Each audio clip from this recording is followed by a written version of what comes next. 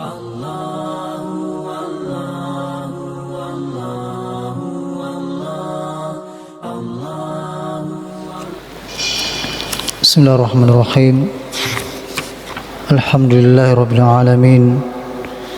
Nahmaduhu wa nasta'inuhu wa nastaghfir.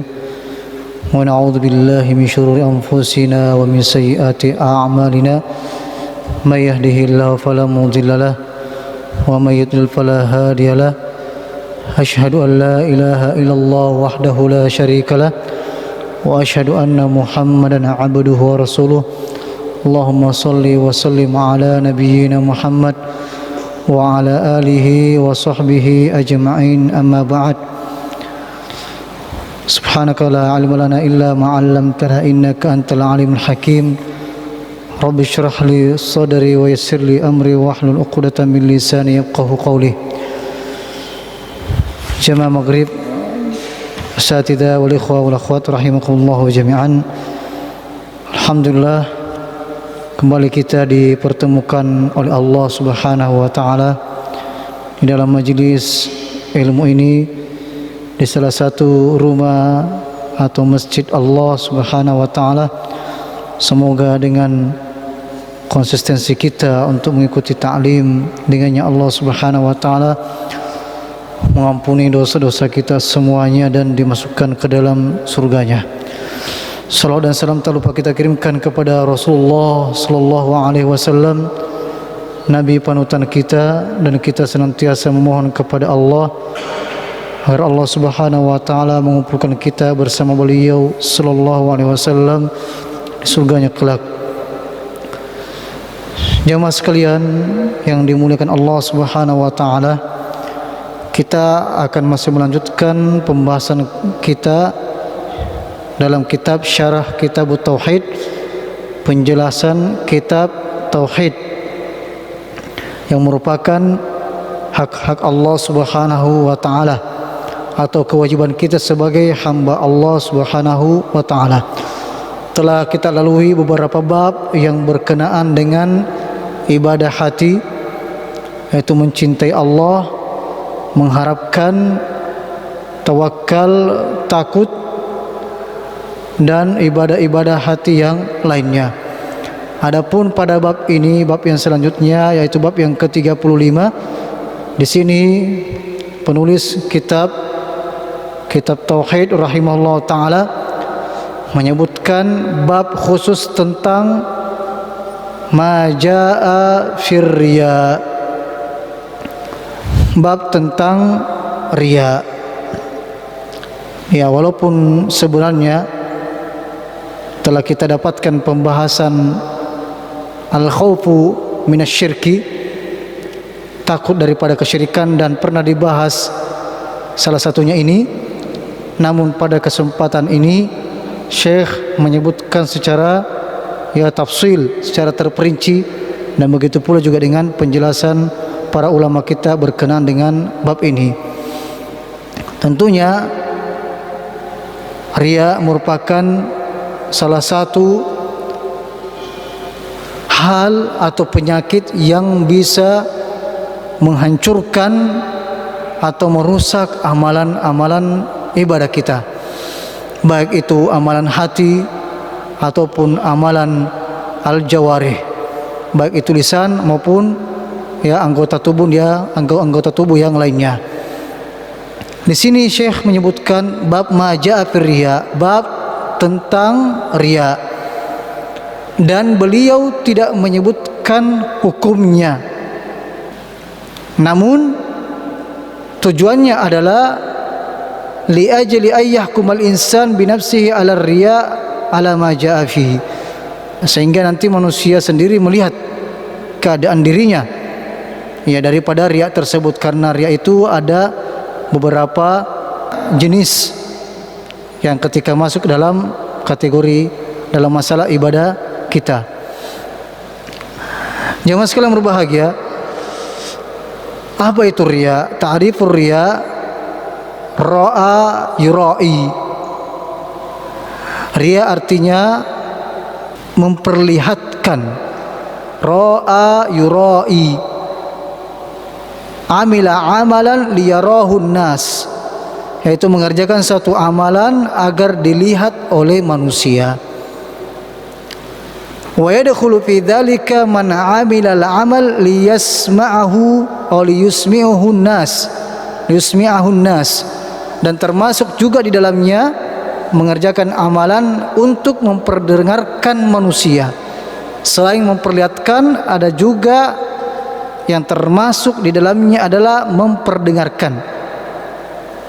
Wa yuqal lahu musammi', maka orang yang melakukan tersebut disebut dengan musammi', orang yang ingin memperdengarkan amalannya. A'udzubillahi min dzalik.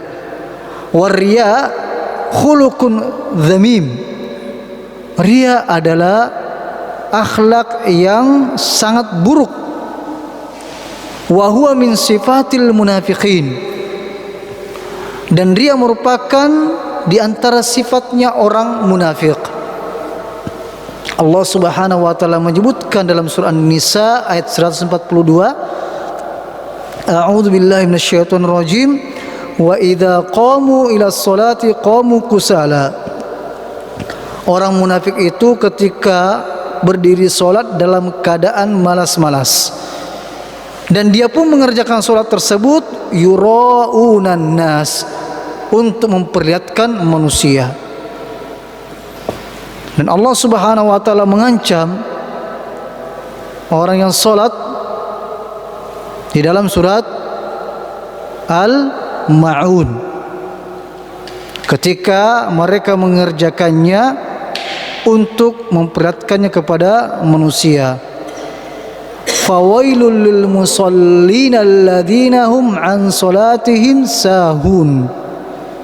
Sungguh celakalah orang-orang yang salat. Kapan dia celaka? Alladzina hum an salatihim sahun, ketika dia lalai dari salatnya. Alladzina hum yuraun, mereka adalah orang-orang yang riya. Itu diantara jenis kelalaian ketika kita salat. Ada malah mengerjakannya untuk memperlihatkan kepada manusia. Na'udzubillahi min dzalik. Dan ini merupakan sifat orang munafik. Wala yadhkurunallaha illa qalila, dan mereka tidak mengingat Allah Subhanahu wa taala kecuali sedikit, tidak menyebut nama Allah kecuali sedikit. Di sini disebutkan di antara sifat-sifat orang munafik adalah mereka bermalas-malasan salat. Kemudian dia pun mengerjakan salat tersebut untuk memperlihatkan kepada manusia agar tidak dikatakan orang munafik. Makanya di zaman Nabi SAW orang-orang munafik pun ikut salat, bahkan ingin mendatangi salat jamaah, salat isya dan salat fajar tanpa uzur. Dia berusaha mendatanginya walaupun dalam keadaan merangkak. A'udzubillahi min dzalik. Ya, tujuannya untuk dikatakan bukan orang munafik.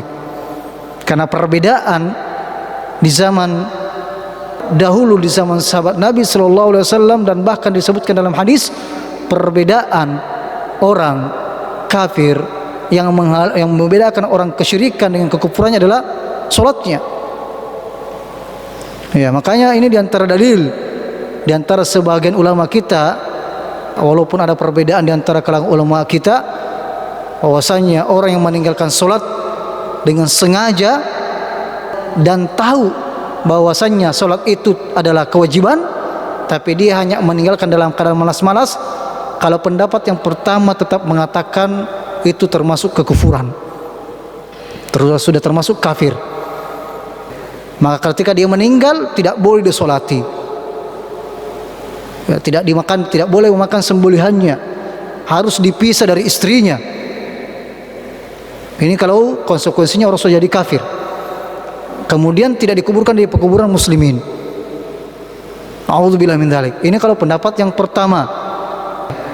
Dan begitu banyak dalilnya. Adapun pendapat yang kedua, nanti dikatakan kafir kalau dia menganggap salat tersebut bukan kewajiban. Dia hanya meninggalkan dalam keadaan malas-malas. Tapi bagaimanapun harus kita hati-hati dalam masalah seperti ini. Karena yang pertama kali akan dihisab oleh Allah Subhanahu wa taala adalah salat.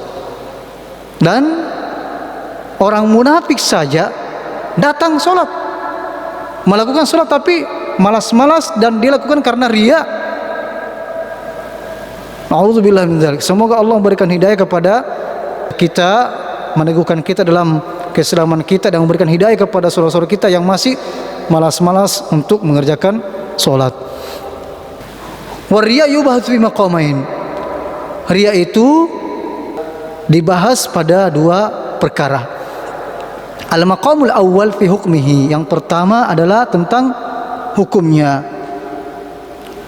Tentunya riya asalnya adalah syirik kecil, tapi dia adalah dosa besar. Kenapa dikatakan dosa besar? Ditinjau dari dua hal. Yang pertama, riya dikatakan dosa besar karena dia adalah syirik, dan syirik lebih besar daripada dosa besar yang lainnya. Ini yang pertama. Kemudian yang kedua, kenapa dikatakan riya merupakan dosa besar? Karena begitu banyak ancaman bagi orang yang melakukan riya. Di antaranya hadis yang sangat terkenal dan sudah sering kita mendengarkannya. Bahkan disebutkan perawi hadis ini yaitu sahabat Abu Hurairah radhiyallahu anhu. Setiap beliau ingin meriwayatkan hadis ini, beliau tersungkur pingsan. Apa hadisnya jamaah sekalian? Kata Nabi sallallahu alaihi wasallam, "Inna awwala an-nasi yuqda yaumal qiyamah alaihi rajulun istushhid." Yang pertama kali dihisab pada hari kiamat adalah seorang yang mati syahid, mati di medan perang. Kita ketahui bersama ya begitu banyak keutamaan orang yang mati syahid di jalan Allah Subhanahu wa taala. Tentunya peperangan yang sesungguhnya memang di medan perang. Bahkan dijanjikan baginya akan diselamatkan atau bebas tes dari pertanyaan malaikat. Namun pada hari kiamat ada orang yang meninggal di jalan Allah Subhanahu wa taala, fa'utiya bihi. Kemudian orang tersebut didatangkan lalu diingatkan kepadanya kenikmatannya Allah Subhanahu wa taala hingga ia mengetahuinya dengan jelas.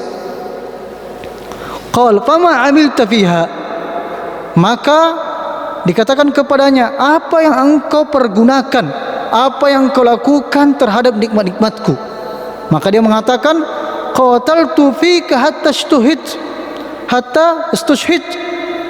Ya Allah, aku mempergunakan kenikmatanmu ini untuk berjuang di jalanmu sampai aku mati syahid. Kemudian dikatakan kepadanya, kadzabta, engkau dusta. Walakinnaka qatalta li ayyuqal jari. Namun engkau melakukan semua itu agar engkau dikatakan seorang yang pahlawan, orang pemberani. Kemudian pun thumma umira bihi fasuhiba ala wajhihi hatta ulqiya finnar. Kemudian orang itu pun diseret di atas wajahnya dan dilemparkan ke dalam neraka. A'udzubillahi min dzalik. Golongan yang kedua, wa rajulun ta'allama al-ilma. Seorang yang mempelajari ilmu, wa 'allamahu dan mengajarkannya, wa qara'a al-Qur'an dan membaca Al-Quran, fa'utiya bihi fa'arafahu ni'amahu fa'arafaha. Kemudian didatangkan, disuruh mengakui, diperlihatkan kenikmatan-kenikmatan yang diberikan oleh Allah kepadanya. Qala fama amilt, engkau pergunakan apa kenikmatan tersebut? Maka dia mengatakan, ya Allah, ta'allamtu ilma, aku belajar, wa 'allamtuhu, dan mengajarkannya, wa qara'tu fik Al-Quran, dan aku membaca Quran untukmu ya Allah. Qala kadzab, kemudian dikatakan kepadanya, engkau dusta. Walakinnaka ta'allamta al-ilma liqal alim, engkau belajar, engkau mengajarkan agar engkau dikatakan seorang alim. Wa qara'tal Qur'an liqal huwa qari, engkau membaca Al-Quran agar engkau dikatakan orang yang bagus suaranya, qari. Faqad qil, dan engkau telah mendapatkan pujian tersebut. Inilah salah satunya yang menyebabkan Abu Hurairah yang meriwayatkan hadis terbanyak dari Nabi SAW membuat beliau pingsan di saat ingin meriwayatkan hadis ini, jamaah sekalian. Makanya hendaknya kita semua, terlebih khusus kepada saya pribadi, kita datang menuntut ilmu dan mengajarkan ilmu, senantiasa kita perbaiki niat kita. Mulai kita keluar dari rumah kita, saya ke masjid ini mengajar untuk siapa? Saya ke masjid ini untuk belajar untuk siapa? Apakah mengharapkan ridha Allah, mengharapkan ampunan Allah, mengharapkan surga Allah, atau yang lainnya, atau cuma ikut-ikutan saja? Kemudian yang ketiga adalah orang yang diberikan, diluaskan dan dilapangkan rezekinya. Wa atahu min asnafil mal kulli, kemudian diberikan harta yang begitu banyak dan bermacam-macam, dan didatangkanlah pada hari kiamat dan ditanyakan kepadanya tentang nikmat-nikmat tersebut. Qala ma taraktu min sabil tuhibbu ay yunfaqa fiha illa anfaqtu fiha lak. Ya Allah, tidak ada jalan-jalan menuju untuk berimpak di jalanmu kecuali saya berimpak untukmu ya Allah, berimpak demimu ya Allah. Kemudian dikatakan kepadanya, kadzabta, engkau dusta. Walakinnaka fa'alta liqal, engkau melakukan itu hanya ingin dikatakan engkau adalah jawad, orang yang dermawan. Faqad qil, dan engkau telah mendapatkan pujian tersebut.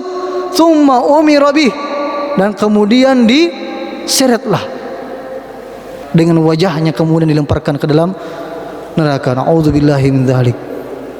Kita tahu bersama jemaah sekalian, ini merupakan amalan-amalan yang sangat mulia. Khairukum man ta'allama al-Qur'an wa 'allama, sebaik-baik kalian orang yang belajar Al-Qur'an dan mengajarkannya. Orang yang bersedekah juga demikian, akan menjadi amal jariah. Namun ketika dilakukan bukan karena Allah Subhanahu wa taala, maka akan justru membinasakannya. Na'udzubillahi min dzalik. Ria ini jamaah sekalian, di samping menghapuskan pahala ibadah kita, dan seandainya hanya itu, maka itu lebih mending. Namun masalahnya, na'udzubillahi min dzalik, selain daripada menghapuskan amalan, maka itu akan seketika itu kita mendapatkan dosa yang sangat besar. Na'udzubillahi min dzalik. Dan diancam dengan hadis seperti ini, wa 'alimun bi 'ilmihi lam ya'malan mu'adzabun qabla 'ubadil awthan. Bahkan dalam syair para ulama kita, mereka akan disiksa sebelum penyembah berhala. Na'udzubillahi min dzalik. Ini yang pertama tentang hukumnya, yaitu tentunya termasuk dosa besar dan syirik kecil. Sekecil-kecilnya syirik merupakan dosa besar yang paling besar daripada dosa-dosa besar yang lainnya. Makanya di antara para sahabat pernah mengatakan, li'an akdziba, lebih baik aku memilih berdusta. Berdusta merupakan dosa besar. daripada bersumpah atas nama selain Allah dalam keadaan benar. Karena bersumpah atas nama selain Allah itu termasuk syirik, syirik kecil. Dan syirik kecil lebih besar daripada dosa besar. Bukan berarti sahabat menghalalkan dosa, tidak. Tapi ketika terjebak dengan dua pilihan ini, maka lebih mending dari sisi dosa daripada bersumpah atas nama selain Allah Subhanahu wa taala. Karena orang yang bersumpah atas nama selain Allah Subhanahu wa taala, maka dia telah terjatuh pada kesyirikan. Namun riya, jemaah sekalian, walaupun dia merupakan syirik kecil, wa qad yasilu ilal akbar, bisa menjadi syirik besar. Kenapa? Di antara pernyataan Ibnu Qayyim rahimahullah ketika membagi syirik kecil dengan syirik besar, beliau mengatakan syirik kecil di antara contohnya adalah yasirur riya, riya yang mudah, riya yang tidak terlalu besar. Karena ada riya yang besar.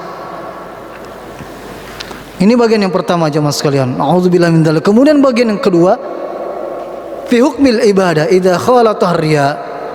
Bagaimana hukumnya ibadah kita di saat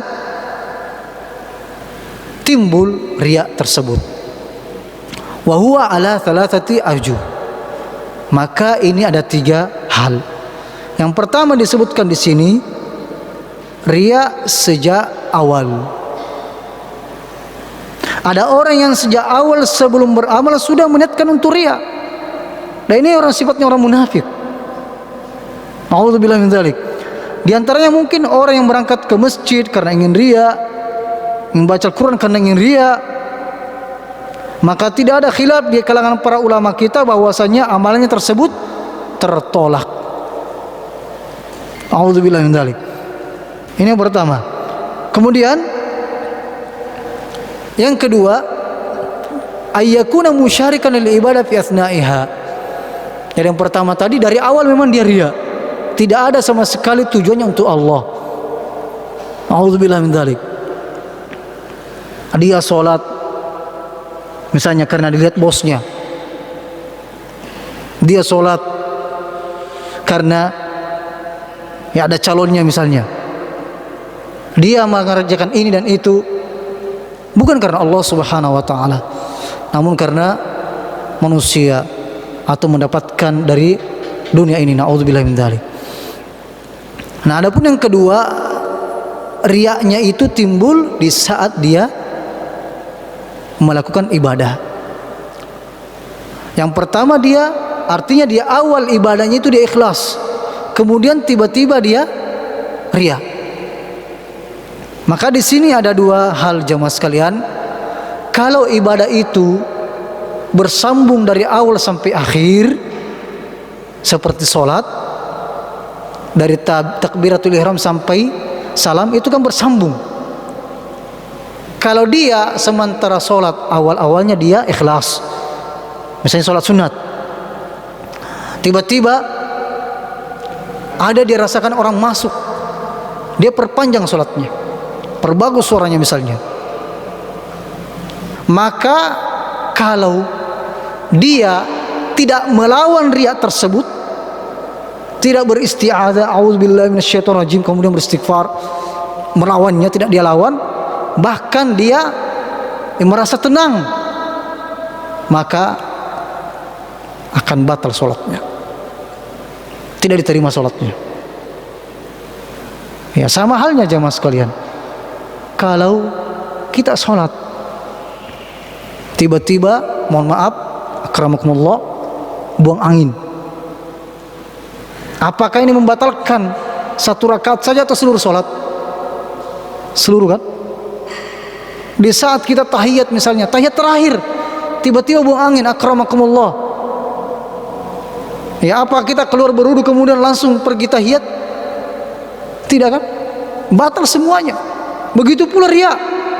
Kalau dia timbul kemudian kita tidak lawan riya tersebut, maka batal semuanya. A'udzubillahi min dzalik. Kita harus hati-hati jamaah sekalian masalah ibadah. Beda halnya kalau ibadah tersebut tidak bersambung, terpisah. Misalnya sedekah, kita sedekah misalnya Masjid Ar-Rahman 50.000 ikhlas karena Allah SWT. Kemudian di kotak yang lain kita riak di situ, naudzubillah min dzalik. Ya, maka yang pertama diterima, yang kedua tidak diterima. Kemudian yang ketiga jamaah sekalian, yatra ba'da intihail ibadah. Dia timbul setelah kita melaksanakan ibadah. Fa innahu la yu'athir 'alaiha syai'a. Maka ini tidak mempengaruhinya. Ini bukan riya lagi namanya.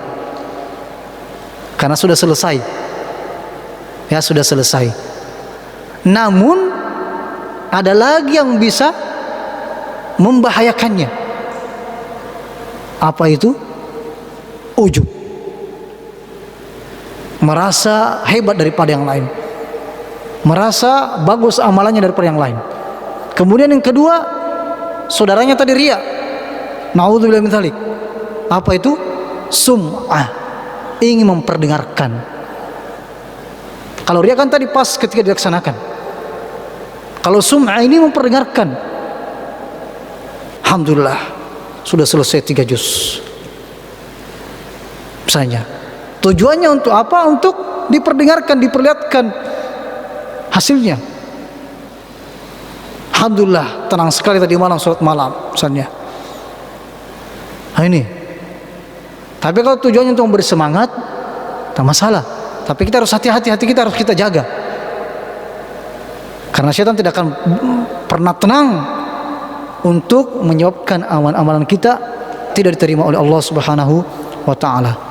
Jadi ujub, kemudian apa lagi tadi? Sum'ah ingin memperdengarkan. Kemudian ada juga namanya al-man wal adha. Makanya Allah menyebutkan la tubtilu shadaqatikum bil manni wal adha. Janganlah kalian batalkan pahala sedekah kalian dengan bil manni, menyebut-nyebutnya, wal adha, dan menyakitinya. Menyebut-nyebutnya di sini bukan berarti kita dilarang si fulan 100.000, bukan ini maksudnya. Yang dimaksudkan adalah dia menyebut-nyebut kehidupan manusia untuk menyakiti hatinya. Saya pernah bantu kau begini-begini, disakiti hatinya orang. Ini bisa membatalkan pahala sedekah kita. Kalau yang pertama tadi yang kami katakan disebut namanya, misalnya niatkanlah untuk apa? Ya untuk memberikan motivasi kepada yang lain. Harus dijaga hati kita juga. Jangan sampai mau dikata. Nah, ini yang berbahaya lagi. Bisa masuk dalam riya. Tapi kalau memberikan semangat sebagaimana para sahabat, ya Utsman bin Affan misalnya menginfakkan dan membeli sumur dari orang Yahudi. Utsman menginfakkan sekitar ratusan onta di medan jihad dan yang lainnya, ya untuk memberikan semangat. Maka ini tak mengapa. Oleh itu ulama kita mengatakan walaysa minar riya'i ayyafral insanu bi'ilmin nasi bi'ibadatihi lianna hadha innama taraba al farq bin iman ibadah. Bukanlah termasuk riya kalau adanya kesenangan dalam hati kita di saat manusia mengetahui ibadah kita. Maksudnya apa? Karena memang sudah selesai ibadah dan memang bukan tujuan kita untuk riya.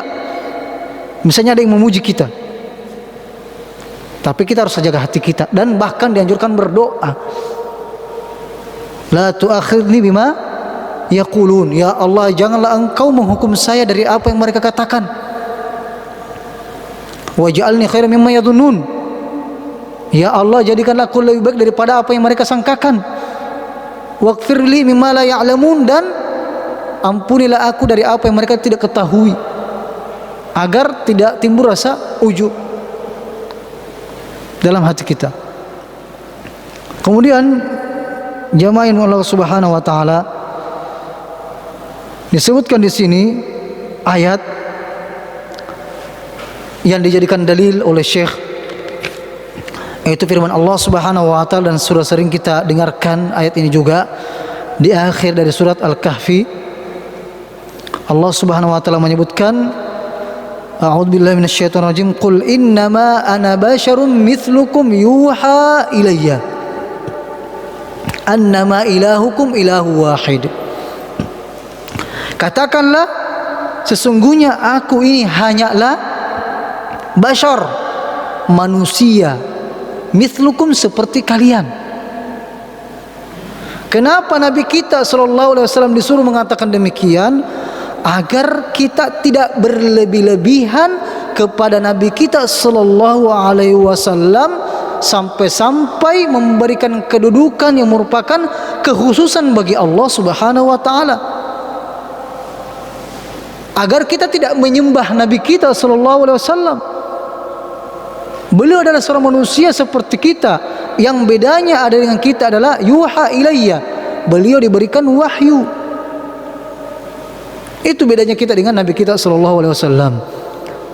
Apa wahyunya? Yang paling pokok adalah annama ilahukum ilahu wahid, bahwasannya Tuhan kalian yang berhak kalian sembah hanya satu. Semua ayatnya apa jemaah sekalian? Faman kana yarju liqa'a rabbi, maka barang siapa yang mengharapkan perjumpaan dengan Tuhannya,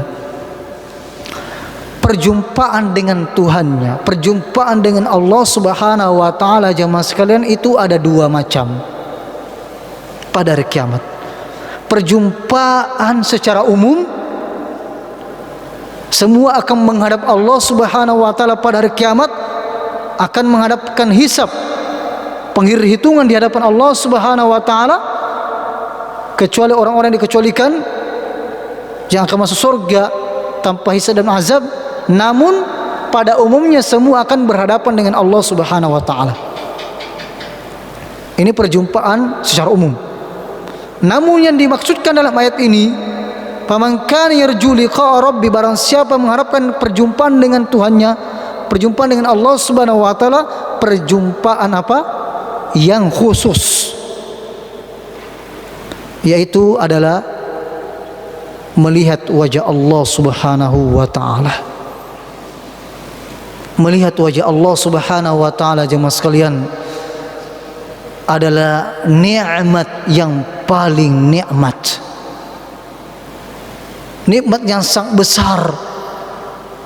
Ketika penduduk surga telah memasuki surga, maka dikatakan kepadanya, apakah kalian ingin menginginkan tambahan dari kenikmatan surga? Maka penduduk surga mengatakan, ya Allah, kenikmatan apa lagi?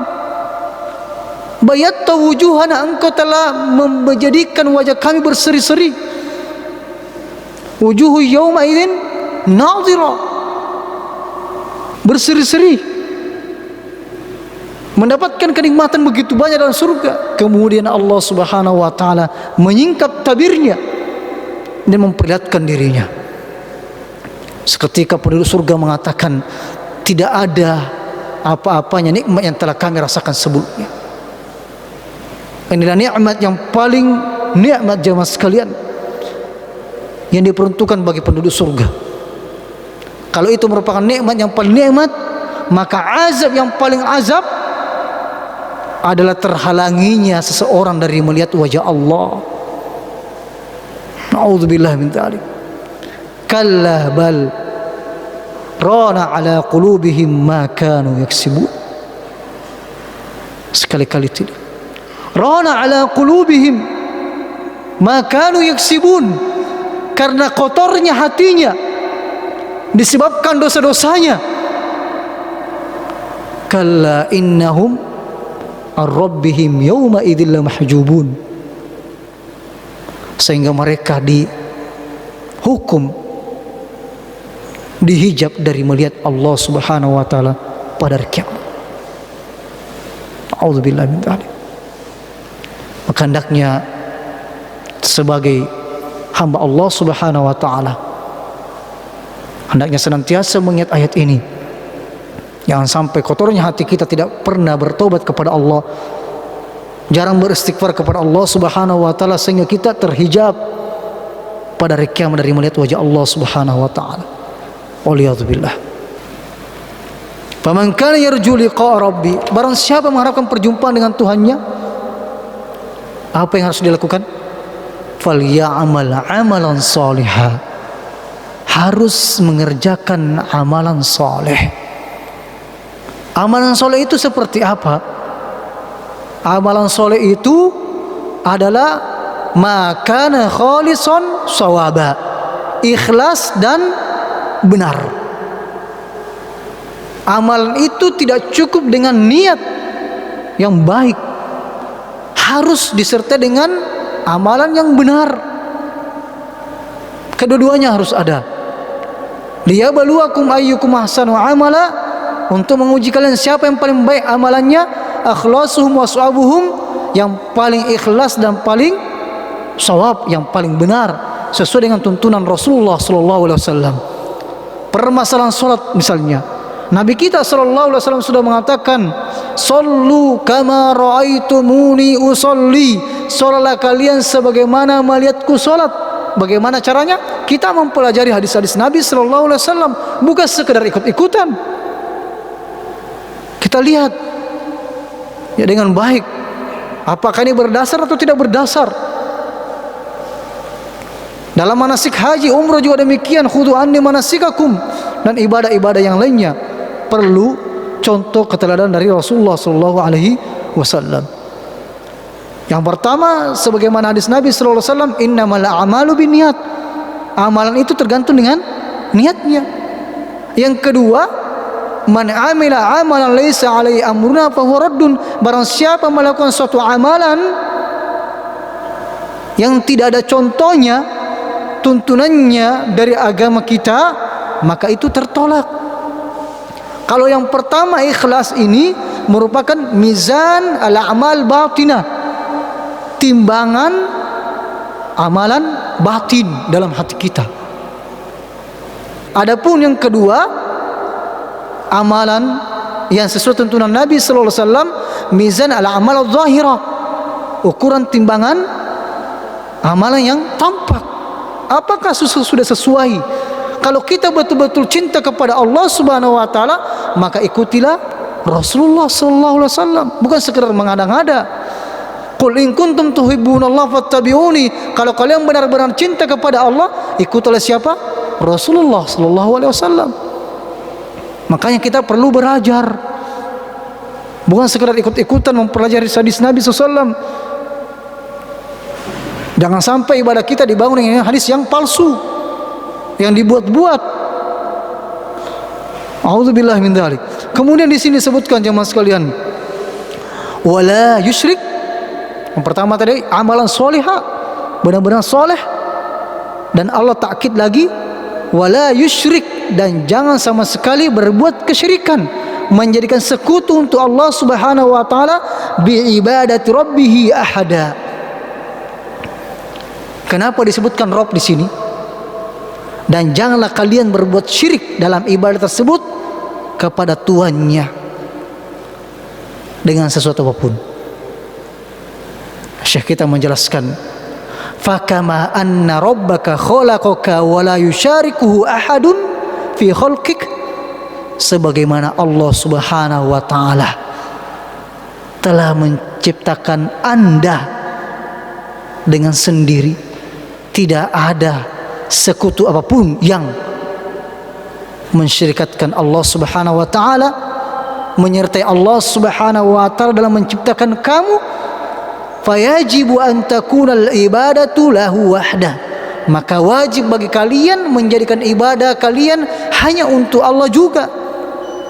Kenapa kita menjadikan ibadah kita, sujud kita, doa kita, nazar kita kepada selain Allah Subhanahu wa taala, padahal bukan mereka menciptakan kita, Allah lah yang menciptakan kita.